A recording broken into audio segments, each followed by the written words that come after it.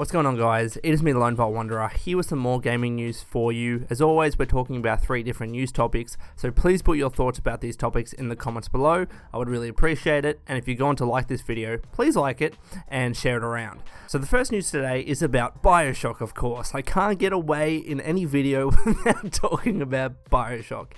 And the 2K UK Twitter account, who, of course, if you don't know, 2K is the publisher for the Bioshock series, and the UK account tweeted out this: "Good morning from Booker and Elizabeth. Hope you all have a fantastic day. It's going to be an exciting one." And then there's this picture of a statue or a figurine of some sort of Booker and Elizabeth. Looks pretty cool. And you can tell that it is a statue or a figurine because it's got like the machinima trophies in the background and other trophies. So this is not like a game, screenshot or anything like that. At the time when this was fucking sent out, everyone was losing their mind, including myself, just thinking, holy fuck, is this actually about Bioshock The Collection? This has been rumoured for so long now, for months, and I think dating back to the last year, there's been so many rumours and so many leaks about this collection of Bioshock games that hopefully is going to be announced at E3 of this year and probably released this year. So when 2K UK tweeted this out, we were like, fuck, it must be, right? They must be talking about Bioshock. But sadly, they were not. In fact, for some reason, this tweet, which seemed Bioshock related, was about the Battleborn beta and our awesome NBA 2K17 news. So, look, that's good news for fans of those series, but it got my hopes up for nothing. Just announce fucking Bioshock, please. I'm begging you.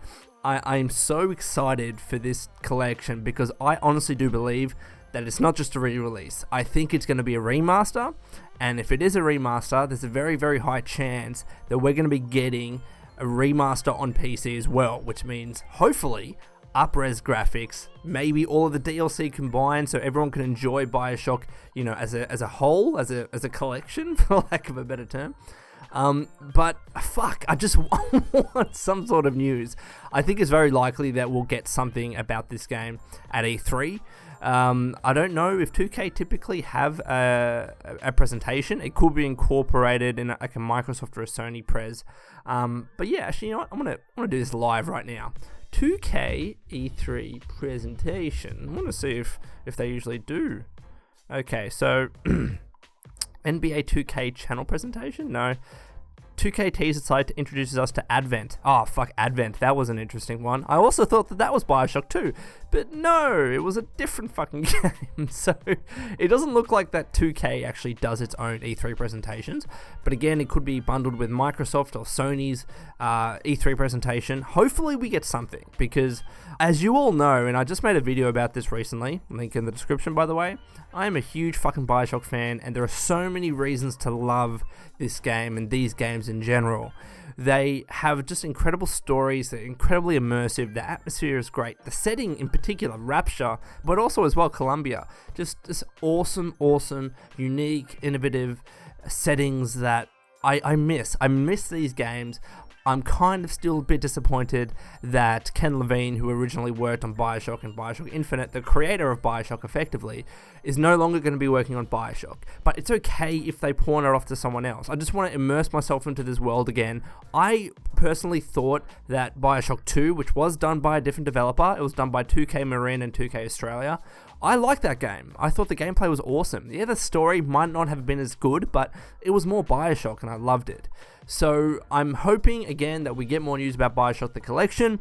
Hopefully 2K UK doesn't tease us like it did today, because it's done it in the past. Like, I swear it sent out in 2014, it sent out a Bioshock picture and it was like, oh, what could this mean? And then we haven't heard anything since then. So anyways, fingers crossed, but I'm assuming we're going to get something at E3. Alrighty, and in Fallout Obsidian related news, Diablo 3's lead designer left Blizzard for Obsidian. Now, people might be thinking, well, who gives a fuck about Diablo 3's lead designer going to Obsidian? Well, the reason why you should actually be fairly interested in this particular topic, by the way, the article to Polygon is listed in the description below, is because that lead designer is Leonard Boyarsky. And he's one of the co-founders of Troika Games, a recent lead designer in Diablo 3, but he actually worked at Interplay and was part of the key team that worked on the original Fallout games. That's right, Fallout 1 and 2. In fact, Boyarsky was in charge of art direction for those 2 original games. So this is one of the original developers and creators of Fallout 1 and 2. Now, I know that many of you might not have played Fallout 1 and 2. I've only played Fallout 1, so I can't speak for Fallout 2 here. But when we're talking about this series that we love, this franchise that we love, this is where it all began. Of course, Bethesda, I don't like to use the term saved the series, but effectively the publisher was in bankruptcy, and Bethesda purchased Fallout for, I think it was over $1 million or something like that. And they turned it into what it is today. And of course, if it wasn't for Bethesda, we probably wouldn't have these first-person/third-person styled Fallout games, which are actually not the top-down isometric that the original Fallout games were. But that's still where it all began, though. Fallout 1 and 2 was where the series began and made the series effectively what it was. It set the platform, it set the concepts, it set the world, the storylines, everything. That's where it began. So I do encourage you to, at least all of you, to play Fallout 1. Fallout 1 I would definitely recommend. Apparently Fallout 2 is a bit off color, for the lack of a better term, but apparently it's still a very, very good game, as is Fallout Tactics and Fallout Brotherhood of Steel on the Xbox. No, not really. But the fact that one of the lead developers and artists on Fallout 1 and 2 is going to Obsidian should get you all excited. And this is not just the case if, well, let's say Obsidian was working on the next Fallout game. That's not confirmed, but it would be a really, really cool thing. To have him work on that game in terms of the art direction and being a lead designer, then maybe we'll get another Fallout game that takes Fallout and the franchise back to its roots that many people are missing. That's why so many people are saying, New Vegas, that's the game, that's the pinnacle of Fallout, blah, blah, blah. And look, while I just love all Fallout games, to be honest, I like the direction that Bethesda takes. I like how Obsidian brought Fallout back to its roots effectively. I just want more Fallout.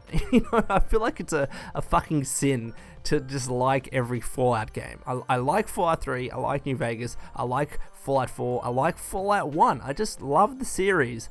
So let's stop the negativity, please, for one. I just want to get that out there.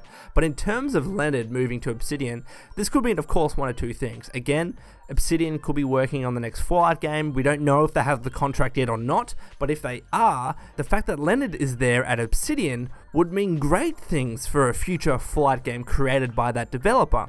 Or alternatively, Obsidian could be working on a different RPG, and having Leonard there would still be great because, he's a well-renowned, he's a knowledgeable developer and artist, of course, and he worked on those original games that spurred this series, that created this series, and set the platform and foundation, like I alluded to before. So this is awesome, awesome news, and hopefully we see something incredibly interesting come from Leonard and the team at Obsidian, especially Tim Kaine as well.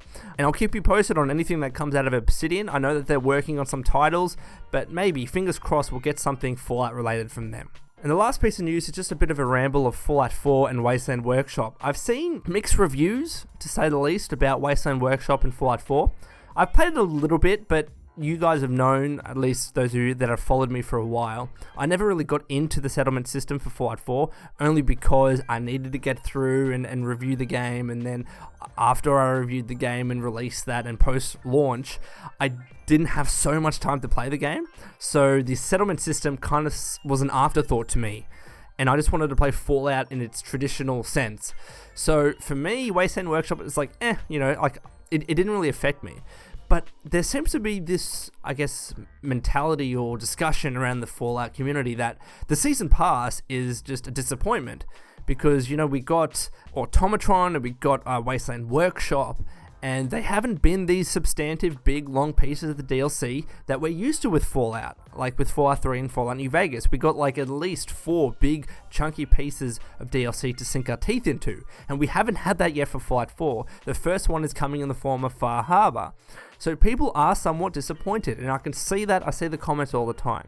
What I want to say in this video is, don't stress, because I am still very confident that we'll be getting at least 4 big pieces of DLC for Fallout 4, one of which will include Far Harbor, and I think the rest of them, or at least a good chunk of them, will be announced or revealed at E3 of this year. And the reason why I say this, because I've touched on it in the past, but I'll stress it again, Bethesda is taking a different approach with its Season Pass and additional content for Fallout 4. It's not like the case with Fallout New Vegas and Fallout 3, where effectively all of those main pieces of DLC were released within a year of those games being launched. I think it's very different with Fallout 4, and it's very different for games in the games industry nowadays, wherein games are given a longer life. They have much more longevity to it, in the sense that the DLC, the additional content, whatever, are being stretched out over a longer period of time to keep players engaged for a longer period of time. Effectively, publishers and developers are trying to draw out more money from a particular or singular game, such as Fallout 4. And of course it's a business, that makes complete sense, right? So they're not just, releasing games, creating a couple of pieces of content within a year and just ditching it, They're releasing these games and then saying, hey, no, we're going to actually create a bunch of content, but spread it out a bit more evenly.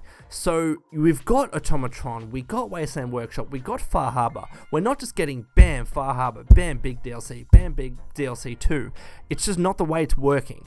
I'm so confident that we're going to get the same amount of big pieces of DLC that we got in the past with Fallout 3 and Fallout New Vegas. It's just going to be spread out over a longer period of time. And the reason why they're doing that, again, is to keep us engaged, is to keep us connected to Fallout 4 for longer than possible. And they're not going to do that if they release 4 big pieces of DLC straight away and then little pieces of DLC afterwards. People would just lose interest, right? So that's what they're doing now. They're saying, alright, we're going to do Automatron, we're going to do Wasteland Workshop, which aren't big pieces of DLC, and we're not selling you those pieces of DLC like they're big, like they're actually substantive and chunky. That's why Wasteland Workshop was $5. That's why Automatron was $10, and that's why Far Harbor is $25. There's a clear distinction between these pieces of DLC.